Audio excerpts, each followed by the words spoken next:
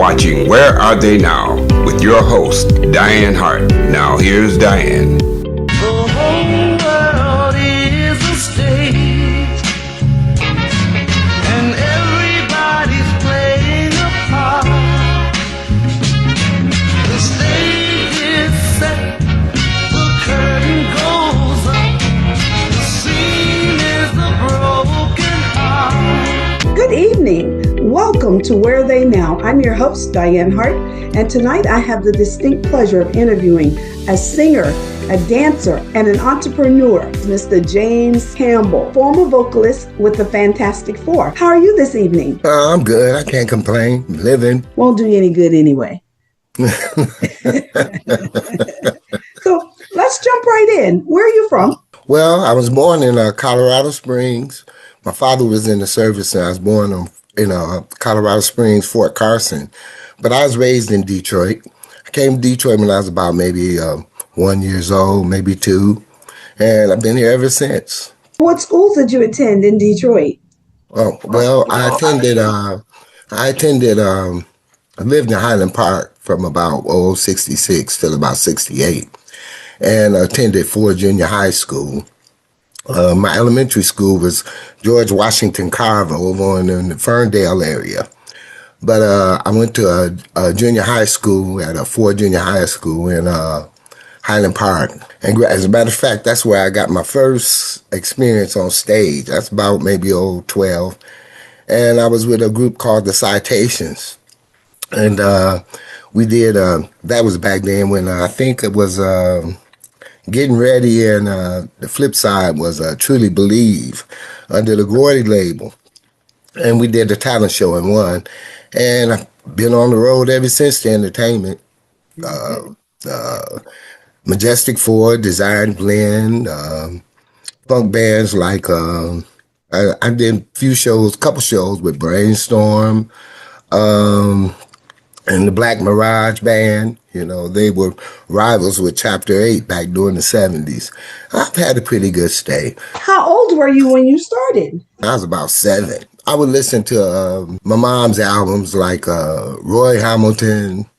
I liked the way he did Cheek to Cheek, so I learned that at 7. And the Platters album with Twilight Time and those songs. That's what I did to start singing. It was sing with the Family Hi-Fi. Anybody else in your family sing? Yeah, well, my oldest sister, she has a pretty good voice, but they never took it seriously. I'm the only one that took it real seriously. Did you go out and do performances for individuals, or did you do it at home? Because you know how parents... Oh, yeah, all the time, from the relatives. You know, that happened all the time. Even before I turned 7, that was like at about maybe, I say about 5 years old. Huh? Yeah, came up in the house where they play music. But my mom's brother, Herman Heading, he worked as a custodian for Yale University. And he would come here and visit, and he was very good with the piano. And so he helped a lot, too. Oh, so now let me ask you this. So you dance and you sing. So when did you start dancing? Oh, I started dancing in college, Marygrove College. I attended Marygrove from, I think, it was around maybe 80, 81. And I got to be good friends with Carolyn Franklin. Mm-hmm. And me and her, we had to take some electives because I was a music major, a business major and a music minor. And in being a music minor, you had to take an elective. So it came up between a dance class under director Penny Gabato or an acting class. Well, I knew I could dance, but acting I wasn't too sure of. So I chose the elective of dance, and I did a semester of beginners, a semester of intermediate, and 1 semester of advanced under Penny Gabato and her sister Marianne Gabato. And I believe Penny's still the director of the dance department there. So that's how I started with the dance. Did you know you were going to be a dancer all along? I mean, was that something you thought about as a kid?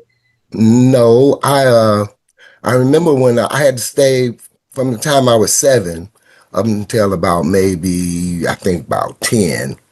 I stayed in Pittsburgh with my grandmother. But then when I came home, I think my sister took me to a local dance party up at the center. This was in Pontiac. And I was dancing. I couldn't dance a lick. I couldn't dance a lick. And some of the kids mocked me and kind of hurt my feelings. So when I got home, she knew I was sad about it. So she taught me how to dance, just the local dances. And from there, I started dancing. And I never stopped. Wow. Can you teach me? I need. Oh yeah. I don't have a problem. You know, I used to love watching individuals like Fred Astaire. I love the way the man danced. He danced with such grace, you know, and that's one of the things that caught my eye. And similar to what Michael Jackson did, you know, watch different individuals. Elvis Presley, James Brown was fantastic. And I even got wind of Jackie Wilson. So a lot of the moves I copied off of them, like any kid would do, you know, but just got better at it, kept up. So let me ask you this. Who were some of the influencers that you heard? You talked about a couple of albums, but that you heard sing that you just knew you wanted to be similar to that, if not just like that?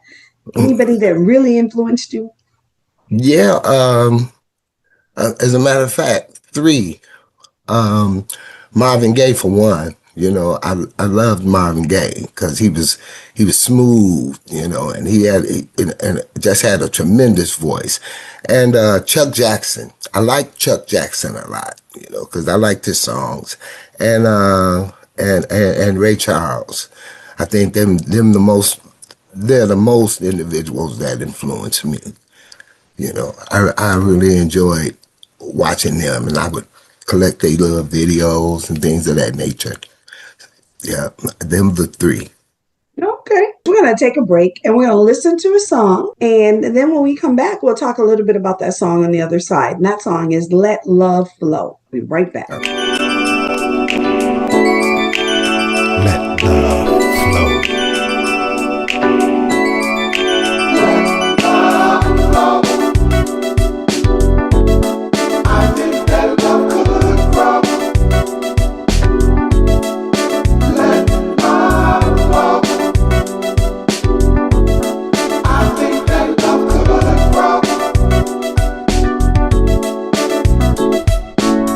There comes a time in life when you search for someone.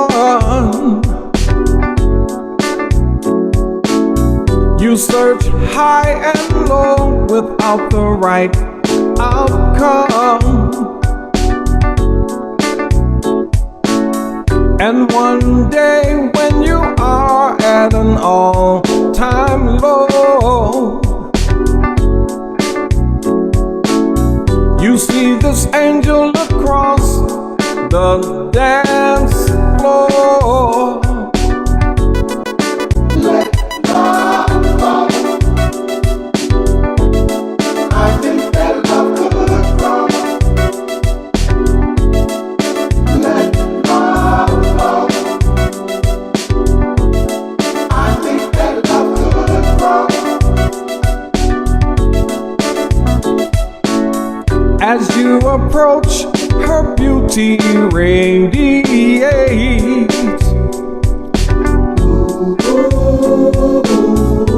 You ask her to dance, her smile captivates. You whisper in her ear, you move with such grace. And would you know we danced the night away? And she said, Let love flow. Let it flow. I think that love could grow. I think our love could grow. Love flow. Let it flow. I think that love could grow. I think our love could grow. Oh, let it flow. I think that love could grow.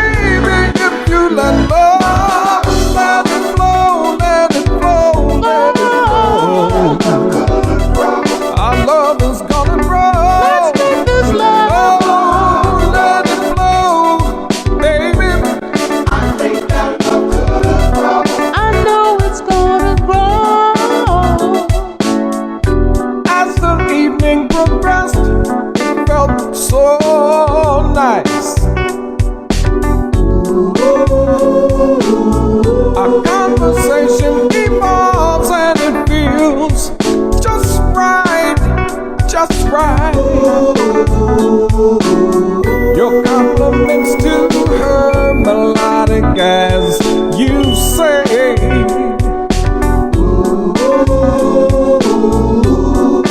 Heartfelt words on this very special day. But she said, let it flow. Oh, our love is gonna grow. Hey, let it flow, let it flow, let it flow. She said you don't fall in love, you gotta grow in love. Let it flow. Our love is gonna grow. Oh, let it flow, baby. Yeah, our love is gonna grow. You see, hey, well, oh, you gotta let your love flow. Oh, hey, oh,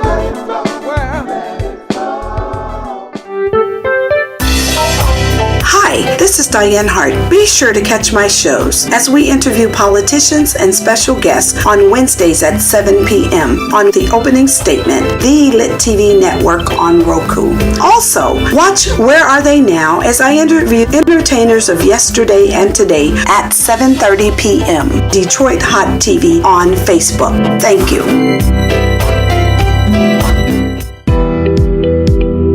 You are watching Where Are They Now with your host, Dianne Hart. Now here's Dianne. Welcome back to Where They Now. I'm your host, Dianne Hart, and this evening my special guest is Mr. James Campbell, formerly with the Fantastic Four. What a bad jam. Let's talk a little bit about that song, Let Love Flow. What inspired that song and who wrote it? Jerry Brooks. Jerry Brooks wrote the song, and he introduced us to it. You know, we had little input, but I mostly credit him with writing that song. And we did a video to that song out in the Belle Isle area in Detroit. But I'd have to give that credit to Jerry. You know, Jerry's an excellent guitarist as well as an excellent vocalist, you know. In the Fantastic Four, Leroy Seabrooks, he got me to interview to sing with Fantastic Four, and naturally, once you do that, you get the interview. Then you have to hold your own, which evidently I did. But Ralph Purit, one of the original members of the Fantastic Four, he chose us individuals to carry it on, and then we lost Ralph, I think, about maybe 2 years after we had started. But Ralph Purit, the original member, is the one that chose us. And that's why the Fantastic Four is still going. Now, Leroy passed right after the first COVID wave, and Ray Ward's no longer with him. He sings with the Shades of Blue. And Jerry is holding it down. So right now it's all three new members, and the one original member with Jerry Brooks. But I have to credit him with that song. Yeah. Okay. So how long were you with the Fantastic Four? Oh, about 11 years. Yep, I sang with them for 11 years. We did, a lot of people even went over to the to UK because we did the Detroit. Pat Lewis, before she passed, and a renowned DJ over in the UK, they started this Detroit A-Go-Go. So we would do that often. And we also had the pleasure of working with Lamont Showboat Robinson, former Globetrotter, and his beloved wife, Cheryl Ruffin, David Ruffin's daughter. And we did several performances for the Rhythm and Blues Hall of Fame, because the Fantastic Four was inducted. I think that was in 2014 to 15. And And of course, all the original members had passed. So we had to receive their awards, and the awards we distributed to their families because the guys, by all means, the guys set the paid work for us to be there. Right. And so we found it only right and proper that we present the awards to their families, since that's what we did. So, Absolutely. That sounds fair. yeah. So did you all, now you all were a group, so that meant, did you all open up shows for anybody else? We did the Detroit Black Music Awards. Mm-hmm. And I think that was the first performance that we did when we opened up. And I couldn't say really that it was opening up for him, but Dennis Edwards and his Temptations was there, and we did our show, and it inspired them because they asked him to do a performance, but he wasn't going to do it at first. So when he saw us, I guess it inspired him, and his Temptations got up and they sang. So that's what I would say would be an opening up, but not really opening up for nobody. Just did our performance. Right. Let me ask you this. What was one of the most memorable performances that you can recall? Well, the most memorable performance that we did that I recall was the one in the United Kingdom. Mm-hmm. That's because that was literally my first time traveling out of the country with the Four. And the renowned DJ that was with Pat Lewis, Phil Dick, he would come over here and do one. Then the next year he would go to the UK. And that was the most memorable one because I got a chance to meet Ronnie McNair, who at the time was singing with the Four Tops. We became friends. I got opportunities to see all the different things that, over there in Europe. They love what they call Western soul music. And so over there, now over here, I might be mediocre, but over there, the Fantastic Four, Karen Crawford, Martha Reeves, everybody's big over there because the way that they love the music. But what made me feel it was the best performance, because I got a chance to talk with some of the people that were selling their little paraphernalia around there. And I was talking to the one guy. He said, "You really don't know, do you?" And I asked him, I said, "Know what?" And he said, "You guys really don't know how big you are over here." He said big here in the UK, France, Germany. He mentioned all these countries where what they call Western soul music is real popular and beloved. So that probably was my best. Yeah, I think that was the best one where I went because it was so much involved, and I never knew just how famous the Fantastic Four was, And to me, it was an honor to be able to do that. So I think I have to categorize that as the best one. Now, we had some good spots with the Rhythm and Blues Hall of Fame. There's some very good spots, But I would consider that to be the best. Okay. So let me ask you this. Do you have any music that you're going to be putting out? Well, I'm working on a song right now. I really don't want, see, I'm not I know my keyboard pretty good, and I can do my vocals to keep my vocals straight. But as far as me saying I'm a pianist, no, so I have to tinkle with it. See, once I have to tinkle with it, but I'm working on a little something right now. I'll see how it goes. Do you have any idea when you might release it? Oh, it's really in the rough stage of everything, I still have to do things. It's in its infancy, huh? Yeah. Nothing wrong with that. You played an instrument. Well, I don't really play it, okay? When I was doing the music minor at Marygrove, I had a keyboard instructor, and she taught me my fingering. I know my fingering, and I can go through my scales up and down with my fingering. But as far as me playing and chording and making it sound like Liberace or or Elton John. Oh, no, I'm not that great. Keep my ear tuned and things of that nature, and keep my vocals somewhat. But I don't consider myself a keyboardist. I don't do that. Basically, I'm just a vocalist and a jazz dancer. If I get with a group, I can teach them routine and choreography and things of that nature. But no, I'm not a musician in that sense of the word. So are you considering getting with another group? Well, I was working with a group called the Euphonic Gents, okay? Mm-hmm. But I had to leave, and I won't go into details as to why, but I thought it would be best that I left because some things I have to do on my own, and it requires me to focus, and it's difficult when you're singing with other members. You got different types of attitudes, and and people, egos, and I have to say it like this. I guess being with the Fantastic Four spoiled me because I have a certain tolerance, but in some things in the music industry, some things aren't tolerable.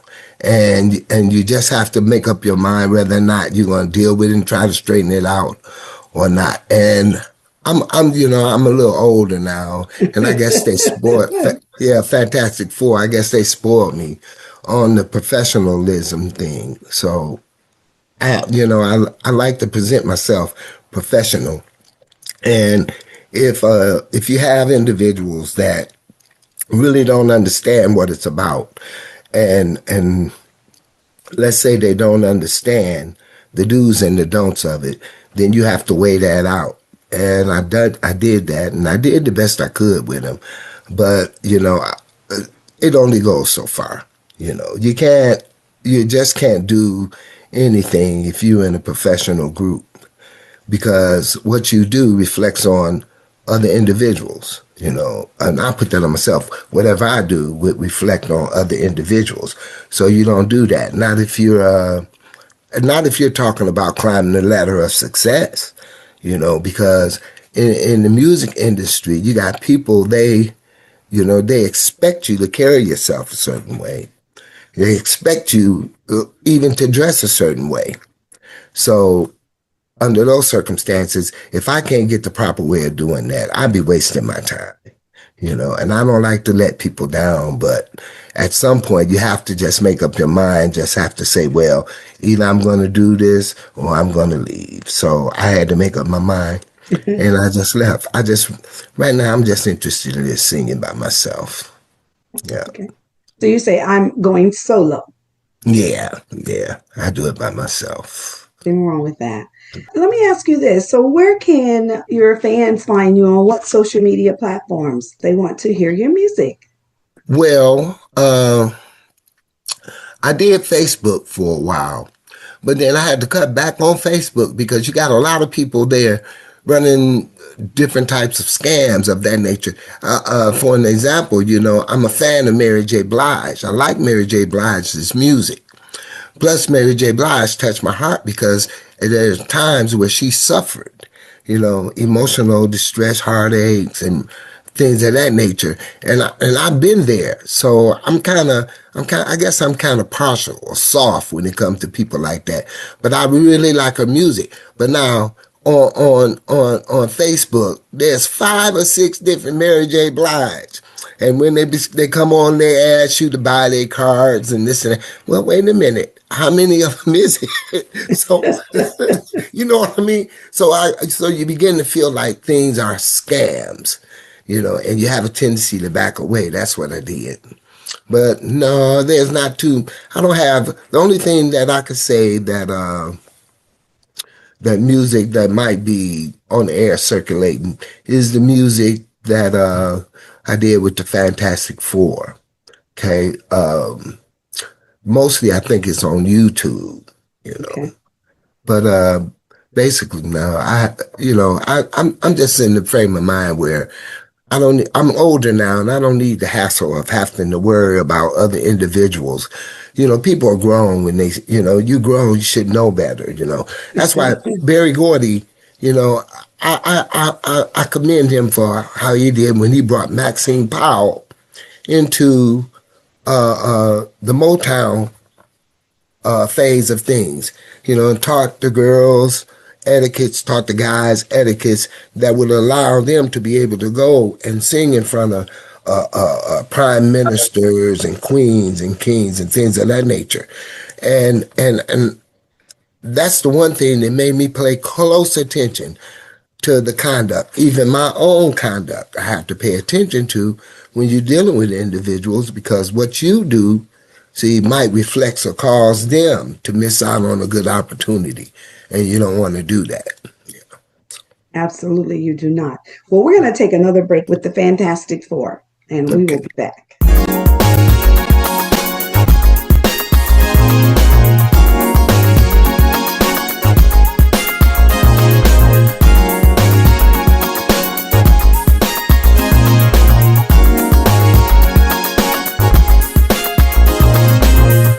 I remember not long ago,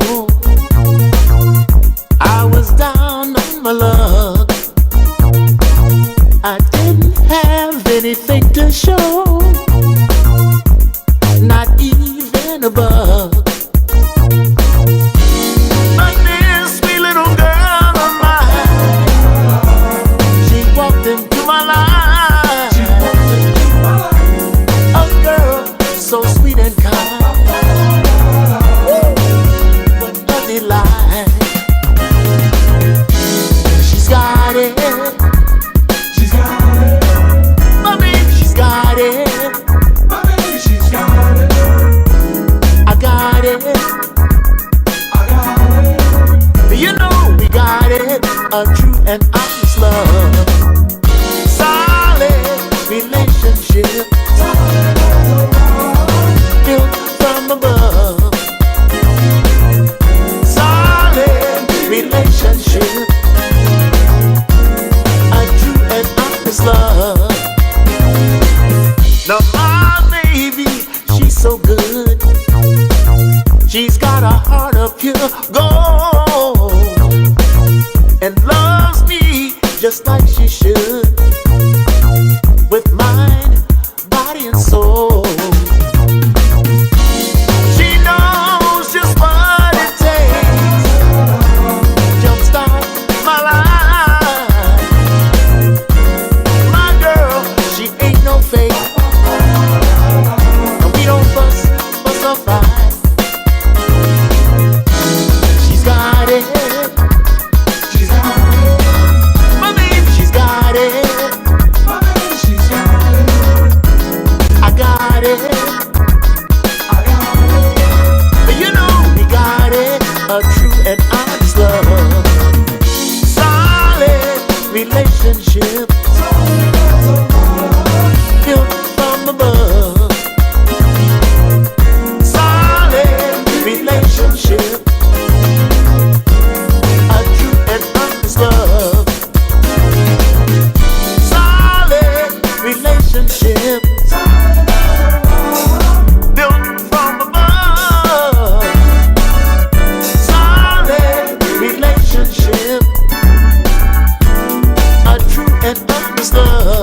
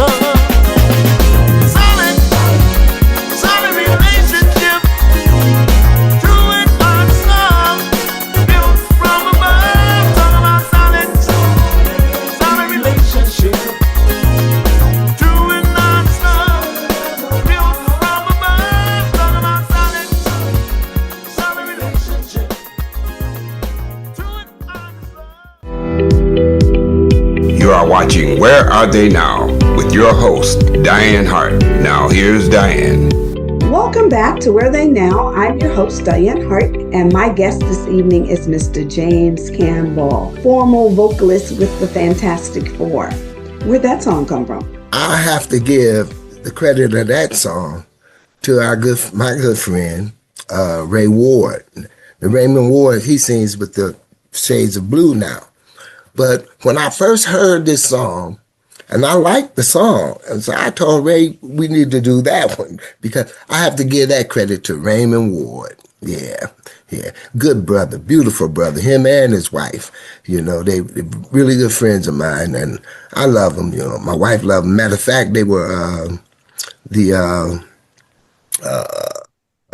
Ray was really, I could say, also the backbone of the Fantastic Four, because a lot of the opportunities that we came across, Ray had created them some way, a lot of performances, did a lot of performances.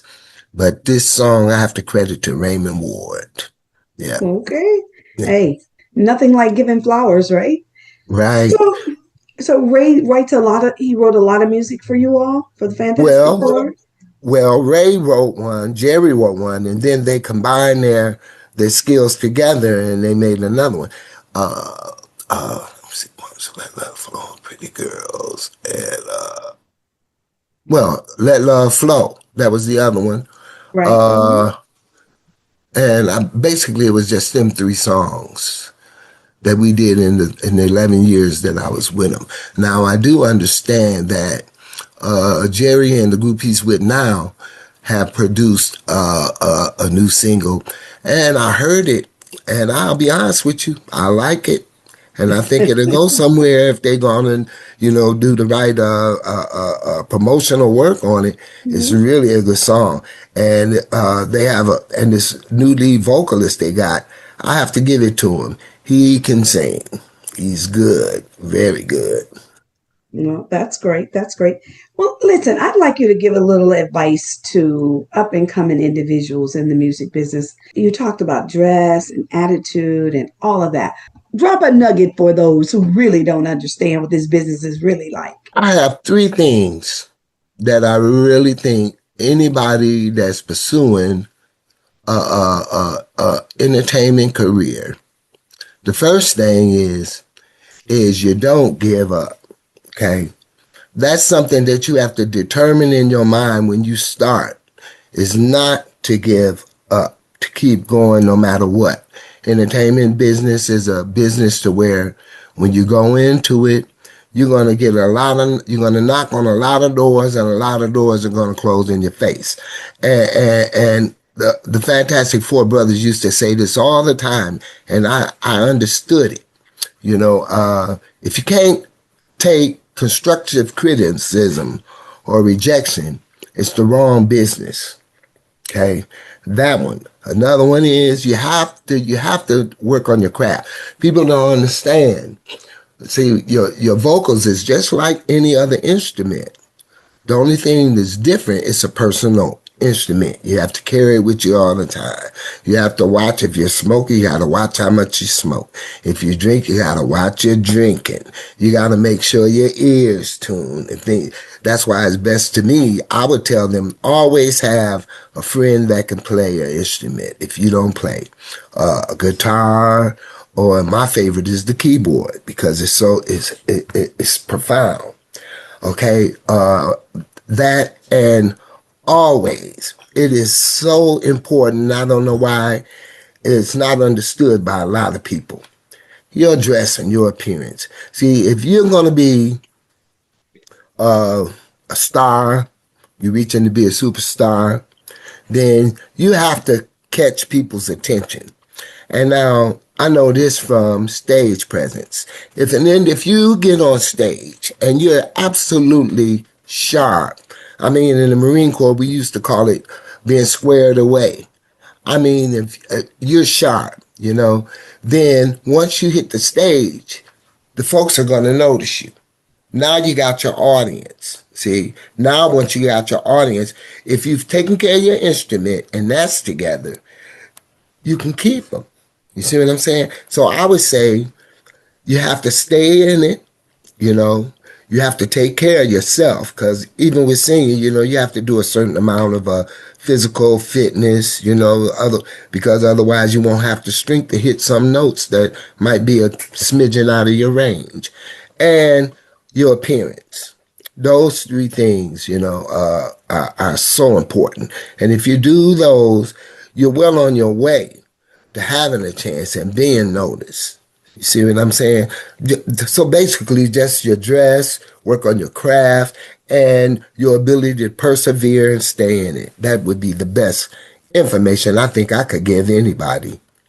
Let me ask you this. From a business standpoint, what does that look like in this industry? Oh, now that's troublesome. Before the pandemic, the first wave of the pandemic hit, things were running somewhat smoothly. Robinson, he was getting the Rhythm and Blues Hall of Fame off the ground. Misty Love had the Detroit Black Music Awards, and there were a few other things going on. But see, that hurt the business, because even then they were having meetings, talking about some of the ways some of the guys were getting paid. I think even Sly Stone, who just passed, he even had a lawsuit in from folks taking his financial gain, you know, and I believe he had to fight for a long time just to get $5 many million that was added, you know, that he had earned. You know, individuals like the young female group TLC, you know, mostly, and promoters, the way a lot of promoters do them. I think as far as financially, I think it really, really, if I could say this, it sucks, you know, because you got most of the original members of the different rhythm and blues vocal groups are dying off. You know, all the original members of the Four Tops are gone. You got one Otis of the Thames. And see, and once that happens, say for example, if Otis was to pass, and say the guys that have been singing with him, they continue on. See, what they start to do is they'll consider them as a tribute group rather than the actual Temptations. Now, I think that's really kind of whack to do that, you know. And the reason I know specific names belong to specific groups, but when you're talking that they're Hall of Famers and things of that nature, then it's just my personal opinion. Then the name, as long as they have access to the name, it should continue on. But see, people, they get promoters and record labels, you know, they get so to the point to where the only thing that matters to them is the money, you know. And that's why, you know, they'll set up this and set up so many of this just for the money, and not realize that the individual is doing it. They, you know, they're human. They only can go so far, you know.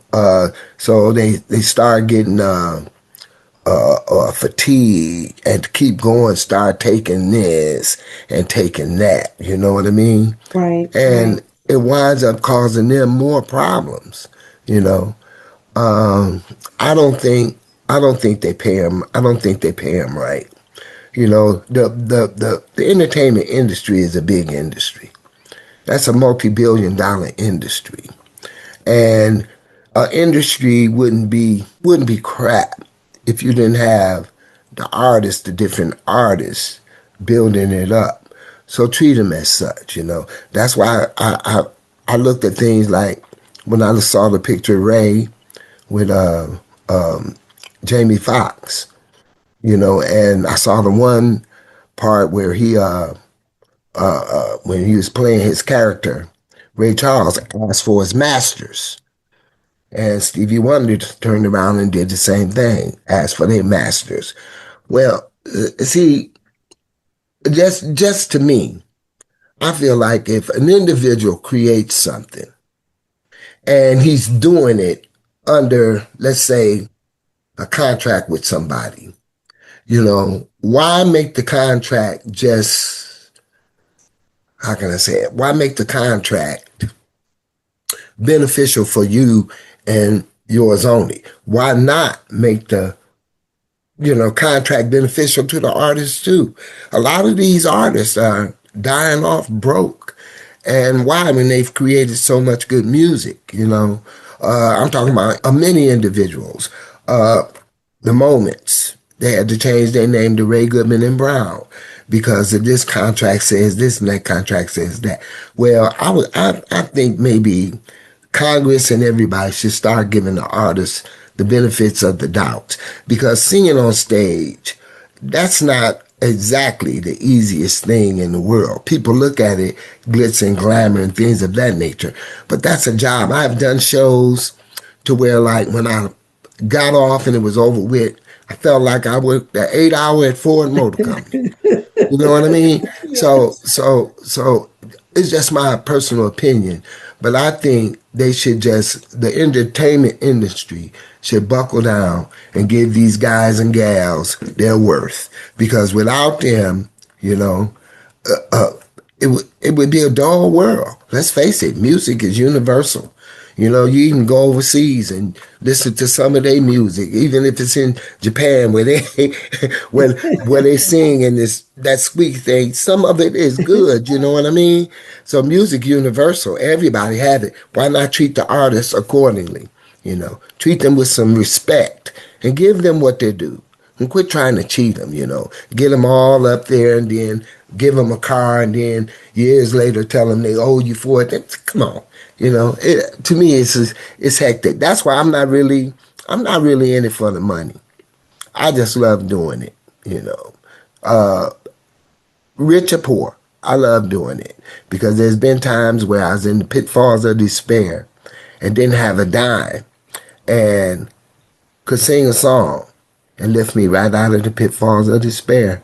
So I just think they should do the artists better than what they're doing. They're not always the tribute group. Like Otis Temptations, them guys can sing, and they sing just as good as the originals. Some of their songs, Stay, Enchanted Evening, those songs are beautiful songs, and they sing them well. So to me, if they start treating them just as a tribute group, well, all I can say is I think they're cheating themselves.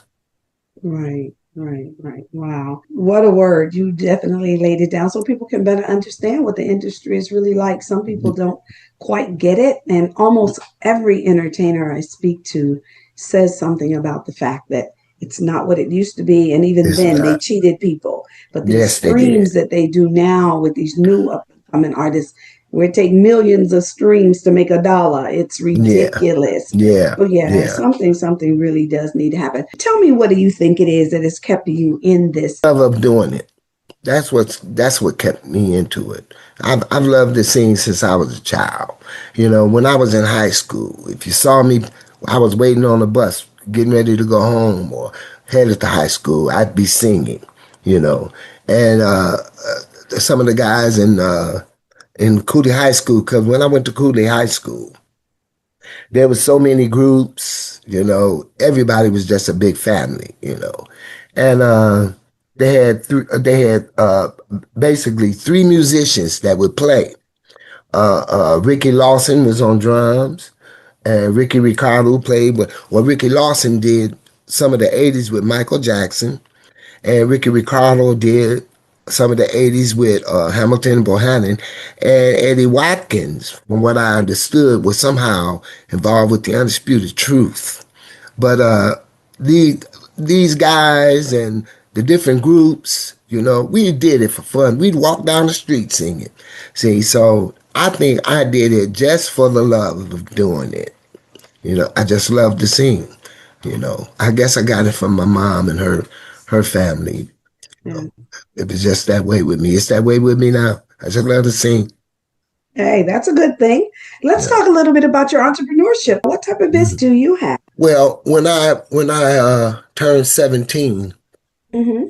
and got out of high school, I had the pleasure of being friends with the in-laws of Satchel Paige, the baseball player. Mm-hmm. And Frank Harvey, Satchel Paige's nephew, was one of the guys I sang with in Desired Glen, Majestic 4. And we were in a situation where we needed jobs. Well, his stepfather, Frank, and his older brother, and them both are now deceased, they worked at a place called Jankowski's Drywall Company. And I was only 17, but I really needed a job because I was out of high school and I wanted some money. You know, kids. But I didn't want to do nothing like deal drugs. That wasn't my forte. So Frank got me a job there. You know, told him I was 18 and got me a job.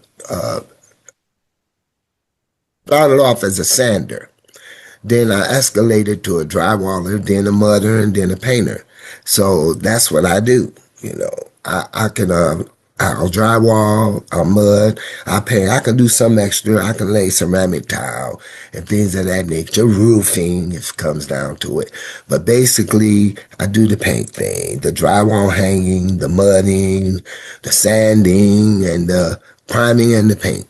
That's what I do. That's my extra cash. I know that's right. And we all have to at some point have the house painted, some drywall repaired because somebody must Right, go right. somewhere. So yeah. That's what I do. It's been pretty good. You know, I make my bill payments. It's been pretty good. I don't do it like I used to when I was younger.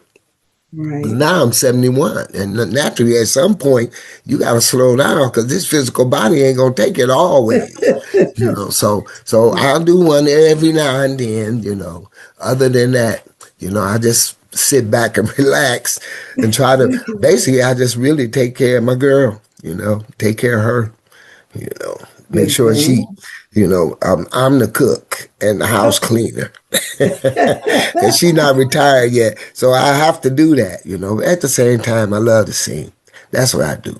My friend Misty Love, I can go around her. If I want to sing and work, I'll go around her.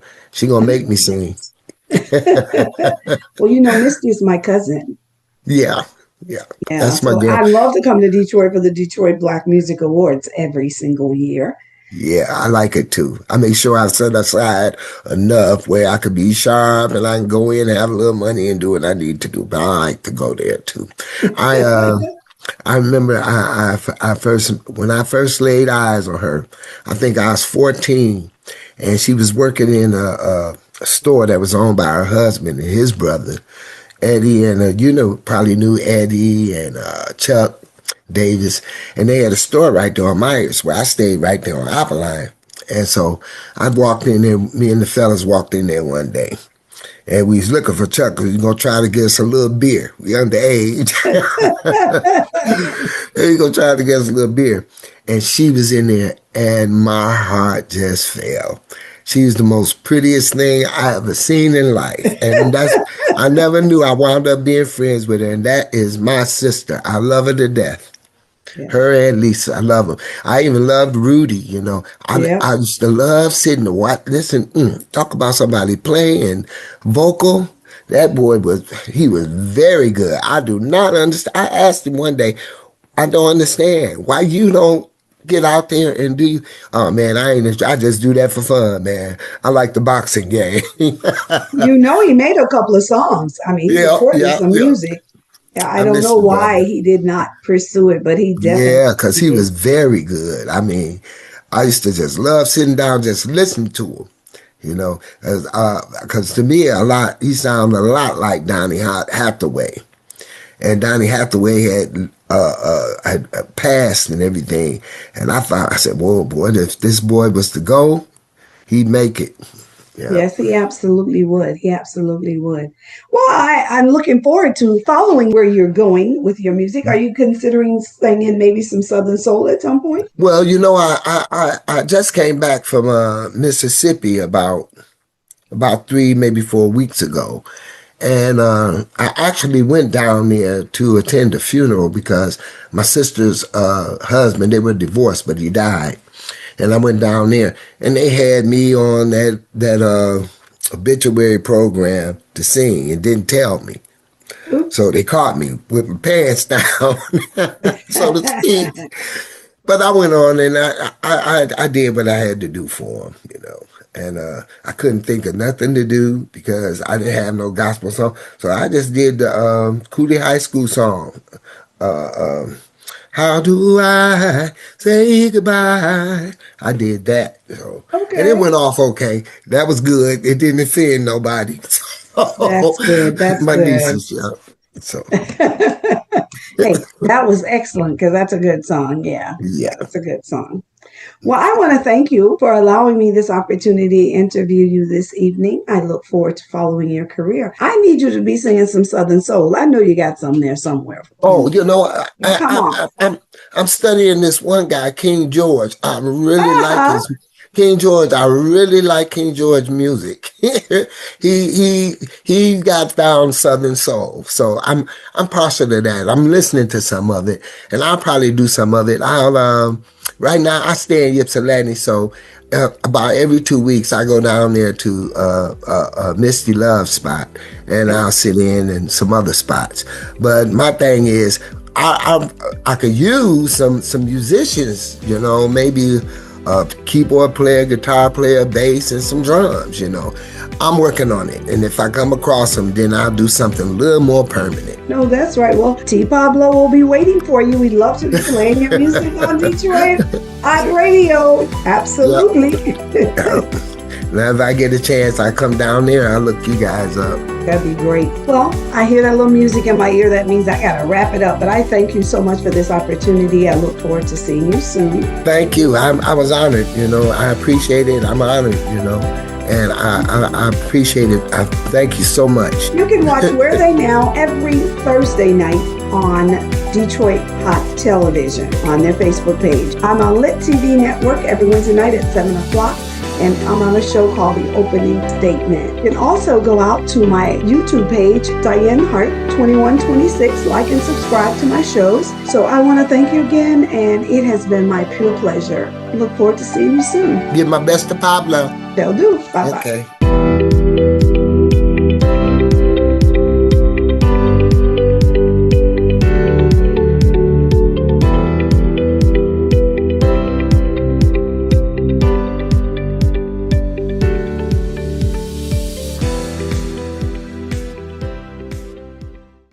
Detroit Hot Television, on the cutting edge of urban internet TV. It's a new day for Detroit radio. It's internet radio. Make sure you're streaming in your car. Detroit's digital radio station for a new generation. DetroitHotRadio.com. Terrestrial radio can't do what we do because we are setting a new standard in Detroit. The best Detroit artists are here, along with all your national favorites. The most music 24/7 by all your local favorites, like Anita Baker, Michael Henderson, Kim, So how did you find your way back in and the Dramatics. If they're from Detroit, they're heard here. This is where Detroit turns for R&B from yesterday and today. 24-karat magic in the air. Detroit Hot Radio. Yeah. What you wanna do with it? If I give it to you, what you gonna do?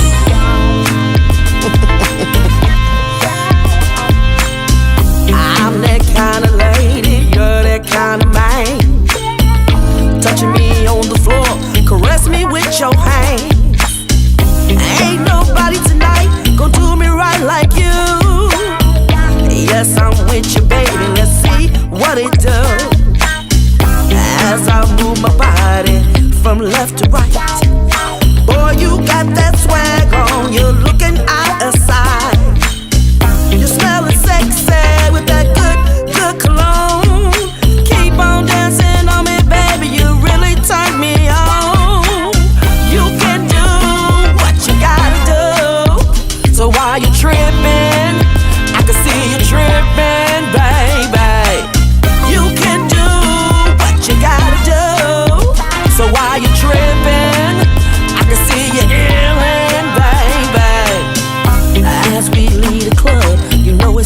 to go back to your crib, babe. Hurry up and slam that door.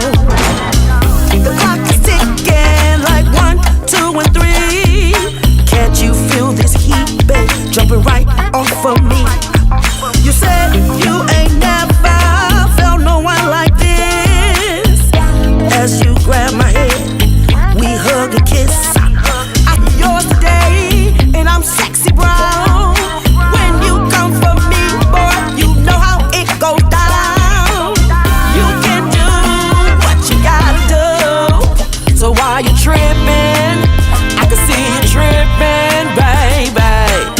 You can do what you gotta do. So while you're tripping, I can see you yelling, baby. You can hug me from the front, you can hug me from the back. Make me grab my head, babe, I'm gonna have a heart attack. You can squeeze me from the right, you can squeeze me from the left. Make me grab my legs, babe, I'm running out of breath. You can hold me from the front, you can hold me from the back. Make me grab my legs, babe, I want it just like that. You can kiss me on the right, you can kiss me on the left. Make me grab my legs,